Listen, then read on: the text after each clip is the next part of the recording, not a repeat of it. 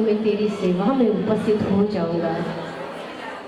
तो नरसिंह जी ठाकुर जी को याद करते हैं कि किसी ने कहा है कि तू डेरों में आ गया है, लेकिन मैंने तो यहाँ आकर देखा तो तू तो मुझे कहीं दिखाई नहीं दे रहा। पर तेरी लीला भी बड़ी अलौकिक है। नरसिंह जी बहुत दुखी हो जाते हैं कि आपने तो कहा था कि मैं माहिरा बढ़ने के समय वापस आ जाऊंगा। बाहर से भगवान के जो भक्त होता है, बाहर से भाव होता है कि बात बात, पर भीतर से तो जब कोई किसी से भी घनिष्ठ प्रेम करता है तो अगर उसे कहीं दिनों तक नहीं देखता है तो उसके दिल में यही रहता है कि कब उससे मिले। तो नरसिंह जी को तो सिर्फ इतनी ही चाह थी कि कम से कम हे सांवरिया, ऐसे कौन से परदेश में जाके बैठ गया रे, कम से कम तू दर्शन तो दिखा दे। इन दुनिया वालों को माहिरे की भूख है तो इन्हें माहिरे की पूर्ति कर दे, पर मुझे तो कम से कम तेरी एक छवि तो दिखा दे। नरसिंह जी के जीवन में अनेक प्रकार का दुख आए, सांसारिक दुख तो सांसारिक जो सुख था नरसिंह जी ने कई दिनों से त्याग दिया था। एक बार की बात थी कि जो नरसिंह जी की पत्नी थी उनके बहुत तेज बुखार थे और नरसिंह जी का नियम था कि वो हर एकादशी को भगवान के मंदिर जाते थे और हरि कीर्तन करते थे। उस दिन उनकी पत्नी के बहुत तेज बुखार होने के कारण वो कहते हैं कि देवी, आज तुम्हारा स्वास्थ्य ठीक नहीं है। बोले मैं वहां पर नहीं जाऊंगा, हरि कीर्तन में नहीं जाऊंगा। नरसिंह जी मना कर देते हैं। बोले आपका ध्यान कौन रखेगा। लेकिन धन्य हो उस पत्नी को जिन्होंने कहा कि मेरा ध्यान तो वो श्याम सुंदर रखेगा, जिसकी आप सेवा करते हो, जिनका गुणगान करते हो।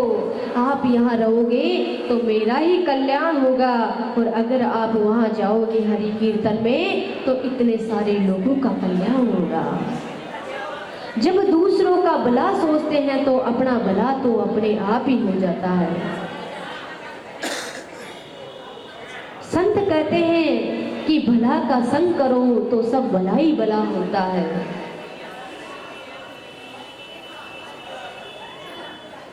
तो नरसिंह जी ने ये सारे सुख तो कई दिनों के त्याग दिए थे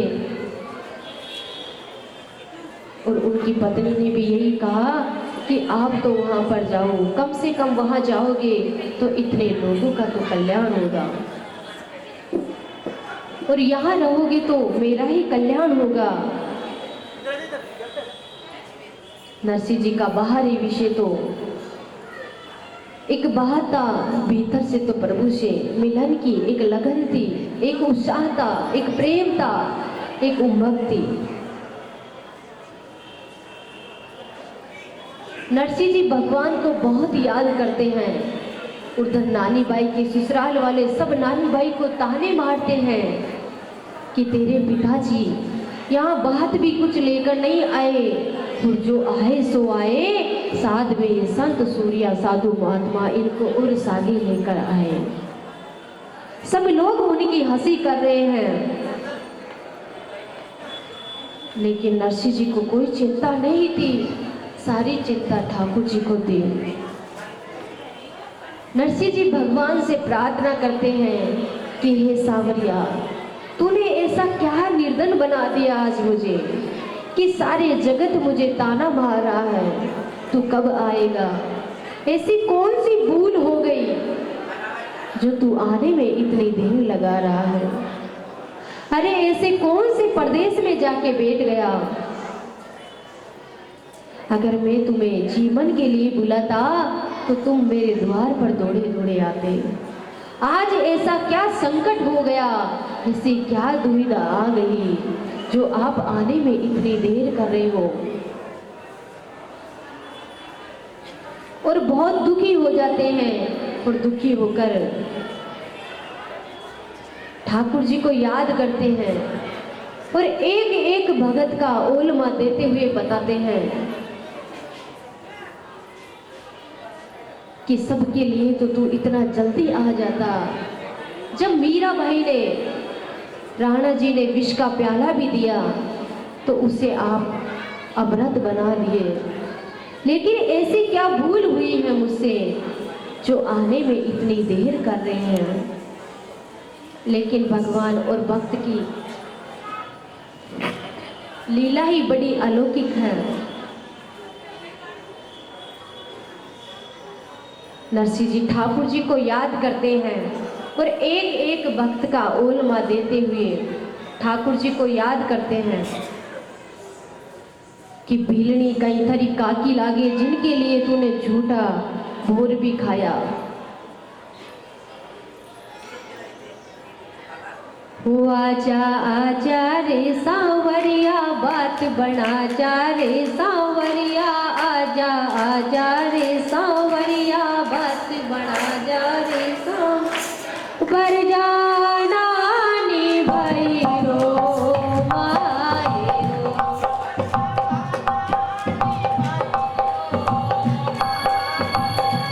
आजा आजा रे सांवरिया बात बना जा रे सांवरिया, आजा आजा रे सांवरिया बात बना।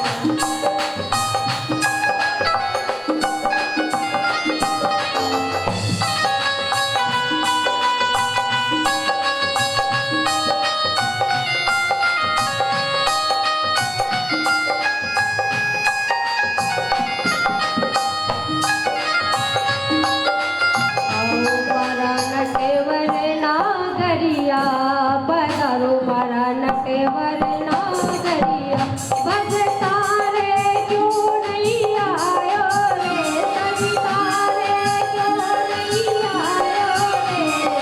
आओ मारा नटेवर नागरिया, पधारो मारा नटेवर नागरिया, बजता रे क्यों नहीं आयो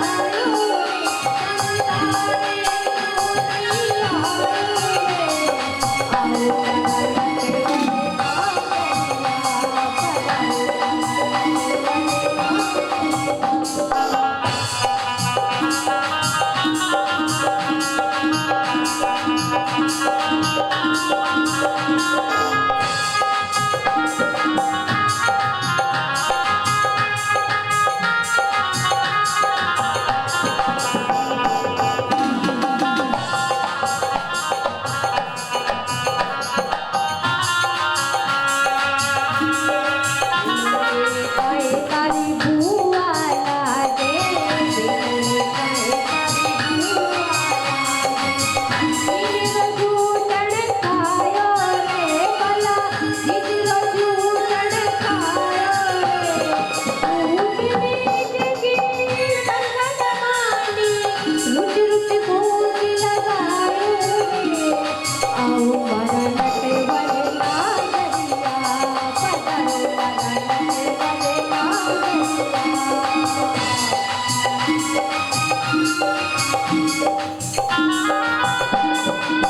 सजता रे क्यों नहीं आयो रे।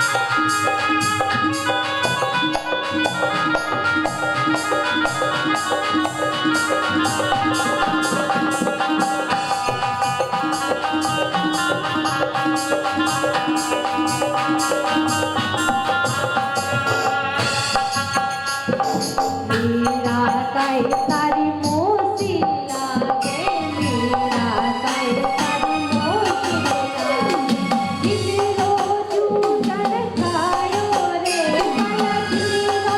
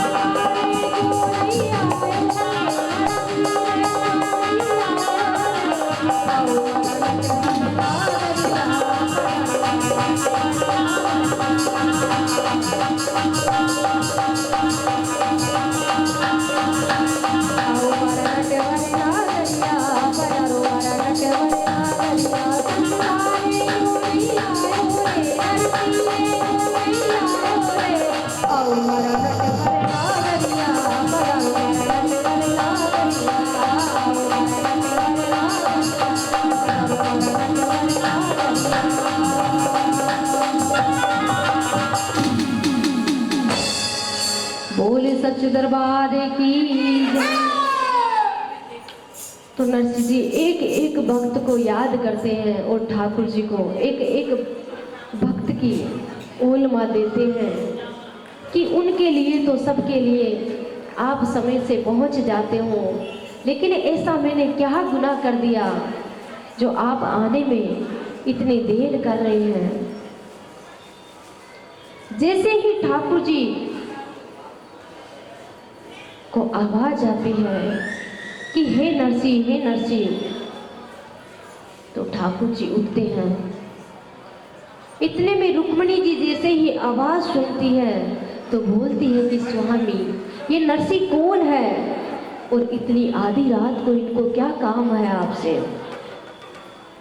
ठाकुर जी कहते हैं कि आज तो मुझे मेरे भक्त के लिए भात लेकर जाना है अनजान नगर और भात भरना है।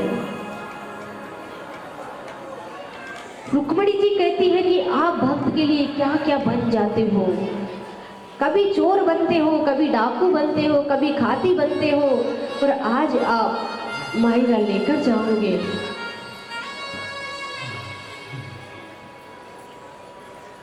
रुक्मणी जी ने कहा कि बड़े शुभ अवसर पर याद किया है, ये तो बहुत शुभ मंगल कार्य है कि बड़े सौभाग्य की बात है कि ऐसे अवसर पर याद किया है। तो रुक्मणी जी कहती है कि मेरी भी जाने की बहुत इच्छा है, आप मुझे भी आपके साथ ले चलो। ठाकुर जी कहते हैं कि मैं तुम्हें साथ तो ले चलूंगा, लेकिन तुम तो यहाँ राजा महाराजा ठाट बाट में रहती हो। वह नानी बाई के जो सासू जी है उनका स्वभाव बहुत ही, अगर वो कुछ भी बोलेंगे तो आप नाराज हो जाओगे। लेकिन रुक्मणी जी ने कहा कि वो मुझे जो बोलेंगे मैं वो सब काम कर लूंगी, लेकिन आप मुझे आप अपने साथ ले चलो। ठाकुर जी जाते हैं और द्वारिकापुरी सारे दरवाजे खुलाते हैं, अपने भक्त के लिए बात की सारी व्यवस्था करते हैं। जितना भी बात का सामान चाहिए होता है, सारा सामान लेकर ठाकुर जी आप और हम भी अंजार नगर पहुंच रहे हैं बात के लिए, कि इधर ठाकुर जी भी बात के लिए पहुंच रहे हैं और माहिरा बढ़ा जा रहा है। तो ठाकुर जी वहां से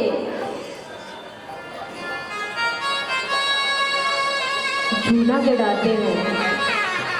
रास्ते में गाड़ी जैसे ही रथ बड़े तेज रफ्तार से भी चलता है तो रुक्मणी जी कहती है कि स्वामी थोड़ा रथ को धीरे चलाओ, मैंने गहने वगैरह पहन रखे हैं, टूट जाएंगे।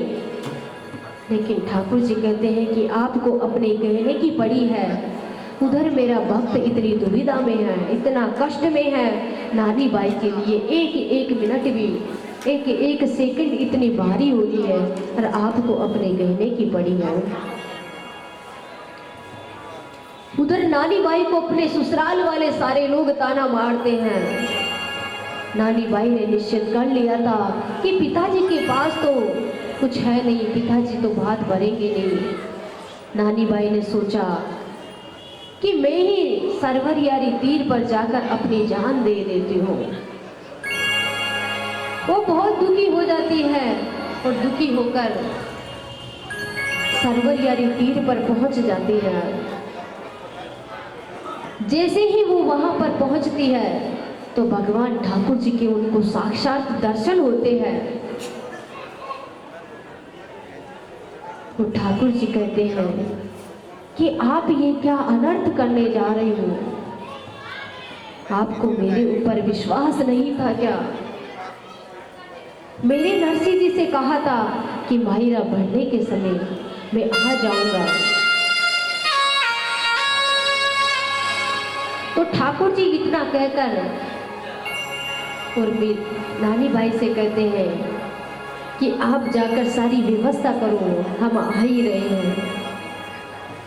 उधर जैसे ही ठाकुर जी वो रुक्मणी जी द्वारिका देश जूनागढ़ पहुंचते हैं, जो नरसिंह जी का गांव था जूनागढ़, वहां से आने का अभिप्राय ये था ठाकुर जी का कि सब लोगों को जब नरसिंह जी ताने मार सबको गला फाड़ फाड़ कर कह रहा था कि अरे कोई मेरे साथ चलो तो आ जाओ, कम से कम कोई गाड़ी दे दो, कोई भेल दे दो, लेकिन जाने के लिए कोई तैयार ही नहीं थे। सब लोग अपने नरसिंह जी की मजाक कर रहे थे कि ये क्या माहिरा भरेंगे, लेकिन नरसिंह जी को कोई चिंता नहीं थी। तो ठाकुर जी जूनागढ़ जाते हैं। पनगढ़ पे एक औरत पानी भरती हुई दिखाई देती है, तो उससे पूछते हैं और इतना सारा सामान लेकर जाते हैं माहिरे का, हाथी घोड़ा सोना चांदी हीरे जवाहरात, सारा माहिरे का इतना सारा सामान की गाड़ियों से नीचे ही लटकता हुआ जा रहा है। बैलगाड़ी जा रही है, हाथी घोड़े जा रहे हैं, सब प्रकार के उसमें सारे जूनागढ़ के लोग देखते हैं कि ये तो बहुत बड़ा चमत्कार हो गया, ऐसा माहिरा लेकर जा रहे हैं। तो ठाकुर जी से पूछते हैं कि आपका नरसिंह जी से क्या रिश्ता है, क्या नाता है आपका उनसे, कि आप उनके क्या लगते हो, इतना सारा ये सारी व्यवस्था क्यों लेकर जा रहे हैं आप उनके लिए। ठाकुर जी एक सेठ और सेठानी जी बनकर आते हैं, उसी वेश में आते हैं और कहते हैं ठाकुर जी कि मैं पुराना उनका सेठ जी हूँ, तो नरसिंह जी मेरे कर्जदार हैं, मैं उनका ये सब कुछ लौटाने के लिए आया हूँ, उनका घर कौन सा है। सब जूनागढ़ वाले कहते हैं कि वो तो अंजार नगर पहुंच गए। ठाकुर जी वहां से दौड़े हुए आते हैं। सारे गांव वाले लोग कहते हैं कि हम भी उनके सगे संबंधी लगते हैं, हमको भी आप अपने साथ ले चलो। ठाकुर जी कहते हैं कि जब मेरा भक्त तुम्हें पुकार कर रहा था तो तुम सब लोग उसके ऊपर हंस रहे थे, और आज मैं इतना सारा सब कुछ लेकर आ रहा हूँ तो आप सब लोग उनकी तरफ हो रहे हैं। ठाकुर जी दौड़े और अंजार नगर पहुंचते हैं। उधर जैसे ही सबसे पहले नरसिंह जी के पास जाते हैं। नरसिंह जी ठाकुर जी से बहुत नाराज हो जाते हैं। नरसिंह जी से जाकर कहते हैं ठाकुर जी कि चलो बाई का माहिरा बनना है, बाई का बात बनना है, बहुत देर हो गई है। लेकिन ठाकुर जी बोले तो नरसिंह जी इधर मुंह कर ले, फिर ठाकुर जी इधर बोले तो इधर मुंह कर ले। थोड़ी देर ऐसे ही चलता रहा। इतने में ठाकुर जी कहते हैं कि कोई बात नहीं, अगर आपको नहीं चलना है तो ये मुझे पहले ही बोल देते, मैं यहाँ पर नहीं आता। उधर भाई को सब लोग ताने मार रहे हैं, मैं इधर आता ही नहीं, मुझे ये सब कुछ पता होता तो मैं उधर से ही श्री रंग जी के घर पहुंच जाता। नरसिंह जी ने सोचा कि इतनी घोर तपस्या करने के बाद, इतना दुख देने के बाद तो अब नरसिंह जी आए हैं और अभी भी मैं नहीं गया साथ में तो वापस चले जाएंगे, फिर न जाने कब आएंगे। तो नरसिंह जी मान जाते हैं, लेकिन भगवान भी अपने भक्त को छोड़कर नहीं जाते हैं। इतने में रुक्मणी जी भी साथ में आती हैं और सारे श्री रंग जी के घर पहुंच जाते हैं। सारे वहाँ के नानी बाई के ससुराल वाले भी सब लोग देखते रह जाते हैं कि कैसा, इतना माहिरा तो किसी ने नहीं भरा जितना माहिरा ठाकुर जी अपने भक्त के लिए लेकर आते हैं, नानी बाई के लिए लेकर आते हैं और अपने भक्त की लाज रखते हैं। जब नरसिंह जी ने 56 करोड़ का अपनी संपत्ति पूरे गरीबों में दान कर दी थी, जब किसी दिन वो भी सेठ कहलाते थे, फिर वो फक्कड़ हो गए थे, जीवन में इतने इतने दुख, इतने इतने कष्ट आए, लेकिन नरसिंह जी ने हंसकर सामना किया और भगवान अपने भक्त की लाज रखते हैं।